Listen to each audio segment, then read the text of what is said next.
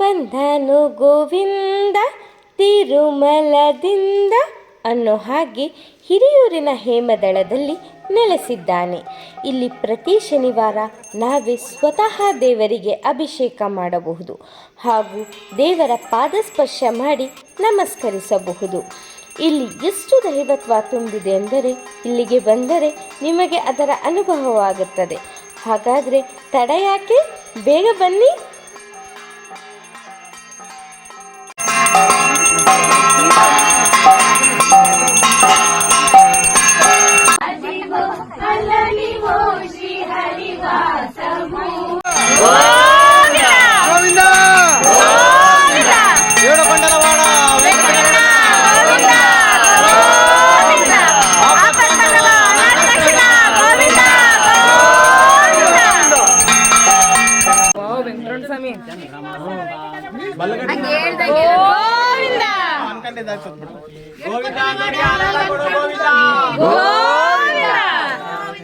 Lakshmi Venkateshwara Swami Govinda.